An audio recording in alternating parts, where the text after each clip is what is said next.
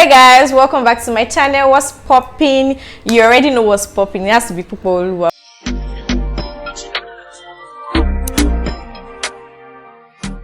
If you're new, my name is Pupo Oluwa, but you can call me Pupo. And if you already call me Pupo, then we are good. Thanks for always coming through. I would really like for you to look for a snack to actually start munching on, because this gist is about to be so juicy. I'm going to be talking about my secondary school experience. And guess what, guys? I cannot do that except we want to sleep here or we want to be here for like a year plus. So I have some questions to answer for you guys, and there'll be a part 2. The first question is, what is the name of your secondary school? I went to Command Secondary School, Bodegbo, Apata, Ibadan. And I'm very sure you'll be like, you went to Command. You don't look like someone that went to Command. I get the reaction. Second question is, why did you choose Command? I don't understand this question because I did not choose the school by myself. Although I had several options to pick from that my parents were throwing at me, but like they were the ones that were in charge of major decisions then. Next question is, how was your friendship life in your secondary school? Where do I start from? Okay, let me start from my junior school.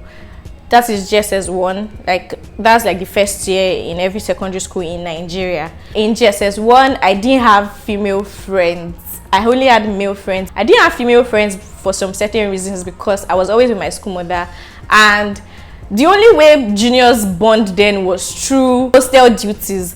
And in GSS1, I wasn't working. I had a sick report, not to work. The way they bond again is by maybe staying in the same hostel. In GSS1, at first, I was staying in my school mother's corner. Corner is like a space for seniors. So I was staying with my school mother before the house captain then, Senior Dami, before she became my friend and insisted that I move to GSS1 hostel. And when I moved to GSS1 hostel, I was always with Senior Dami, right beside a bunk was like a twin bunk. So I didn't really have friends in GSS1. I started making friends in GSS2, and because I had more of my mates in my corner then, my school mother had plenty GSS2 school daughters. So I started having another friend, Temilade, in another house. But my friendship life in Command wasn't so complicated. The next question is, did you have fake friends? Fake friends in Command? Of course, I would have had those that, were acting like they liked me, but low-key they didn't like me. I got to know that one along the line. Yeah, I did. I wasn't so committed like with them, so it didn't make much sense to me. It wasn't a big deal to me. But I had fake friends, okay? But along the line, I still made very good friends. The next question is, what were the rumors you heard about yourself? Bro, I heard like plenty rumors about myself, but it wasn't so much. Like it was to some certain extent. It wasn't a lot, but there was this particular one that moved me and pained me to the bones. To be honest, in this video, I'm not going to be mentioning names, but if the shoe fits, bro, wear it like Cinderella, okay? It was after exams, and we had in my school, after exams, we always have like the vacation week, and in the vacation week we don't have much to do. In fact, plenty social activities then. It was after exams, as usual. We had free time, and we were always misusing our free time by sneaking into boys hostel, boys sneaking into girls hostel, all that very teenagey stuff. Then I had this my first love. Then he was still asking me out. I had to actually be high on sugar before filming this video, so I don't pull back. Anyway, I remember that day vividly. I went to my guardian's place to drop some things that I was not going to be taking home, because we're coming back in like how many weeks time. Then I went for evening food and I slept. Then the next morning, this particular human just came to me. I heard you and Dr. you went to you were with the night. You blocked him throughout the night. They even said they heard you smooth kiniko.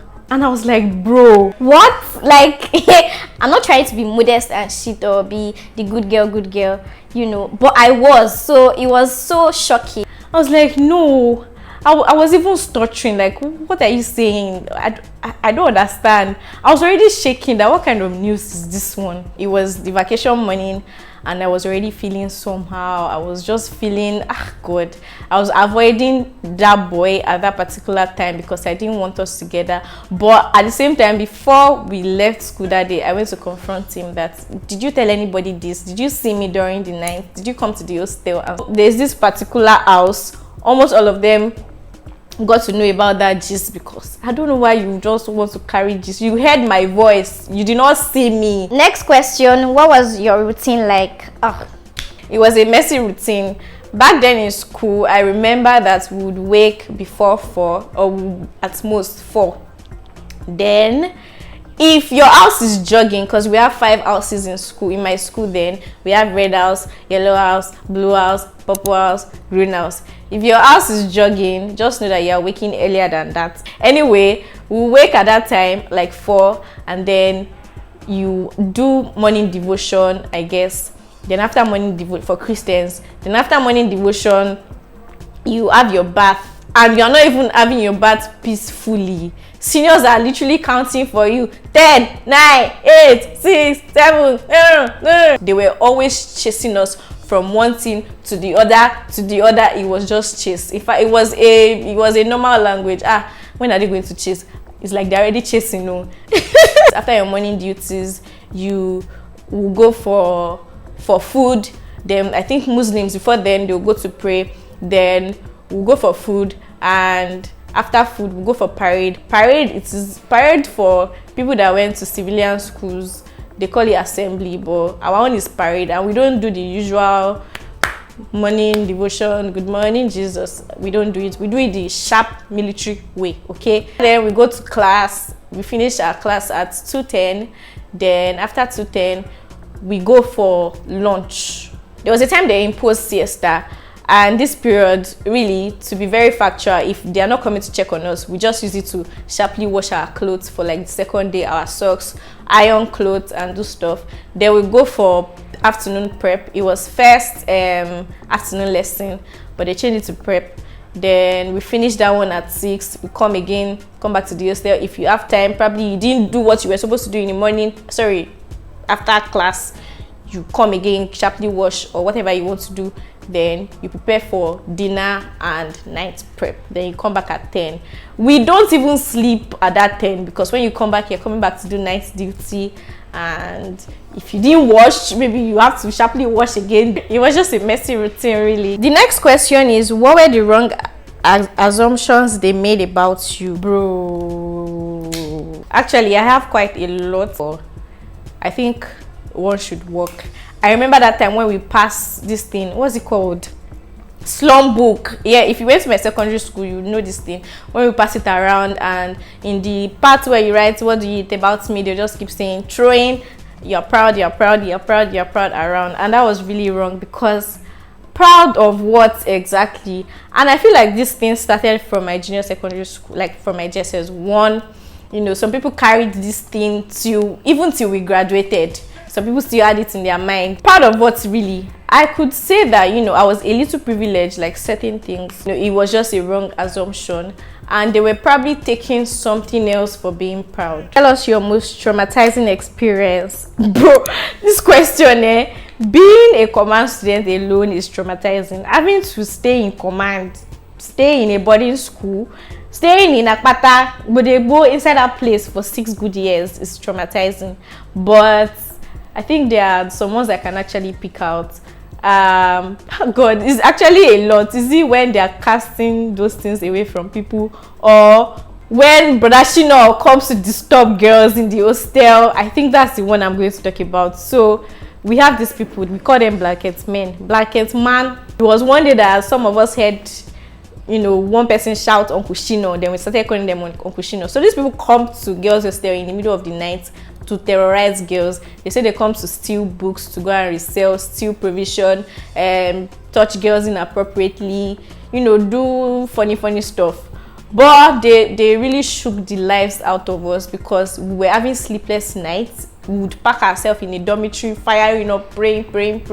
Authorities will say it's a lie. There's nothing like that. It's our imagination. They will not come true for us. We literally see these people crawling in the ceiling, jumping. They'll be passing drainage to run away. Like, it was just that those periods, because not even a particular period, was really traumatizing. You would not find me walking alone. You would not find me sleeping alone. I was always sleeping with like 3 people on that student's mattress, and guess where I'll be? In the middle. Did you have issues with mean girls? Mean girls, I don't understand. Okay, I feel like mean girls mean, it means bullies. No, I didn't have. I had issues with one particular girl like that was trying me. She was taking advantage of the fact that I was very soft, and then she would just come from nowhere. She would just start giving me a nasty attitude just because she knows I'll come to beg her and say, what did I do? I'm sorry. And then she knew that she was the hostel vibe then, not the major hostel vibe, like part of the ones that bring juicy gist, that people that know how to gist very well, that people will just gather and start laughing. So she knew that, and she would use it to fight me or any other person, because she does it to a lot of people. And then at some point before my senior secondary school self, I already packed that to one side. There were some people she really till senior secondary school. Next question, did you have personal beef with a teacher? No, I don't have personal beef with any teacher. You would not find me making trouble, so I didn't have personal. Oh, this woman, I remember.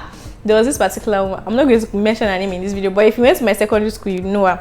She's very short, very short, and she acts in a very weird way. Then she has speech issues. You already know her. Yeah, clearly. It was my GSS1. I mean my GSS2. Yeah.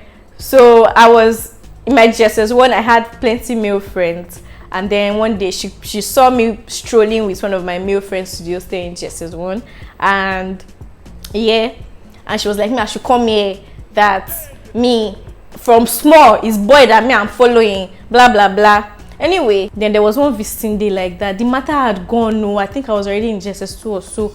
My mommy, daddy, grandma, almost everybody in my family came to visit me, and then she just came to meet them.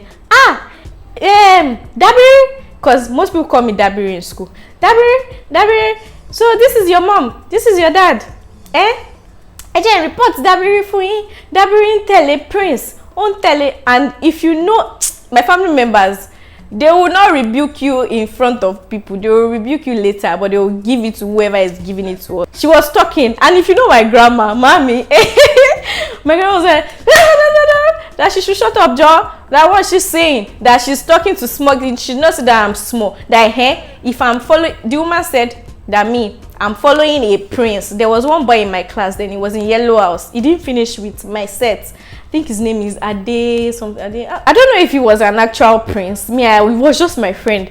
And then she now said, I'm following prince. My grandmother gave it back to her that is he she said it in Yoruba, that is he a poor person that I should be following? That in her life, she now said setting from me from there. Anyway, she sees me. Dabiri. Next question, did you have personal beef with a student? Of course. Bro, yes, I did. There were not plenty. It was that girl I mentioned before, and like a few people, because I didn't like trouble, really. Did you fall in love with someone? Tell us about your first crush in secondary school. Someone should know this story. What were your biggest insecurities? What made you popular in secondary school? Did you ever get into personal troubles?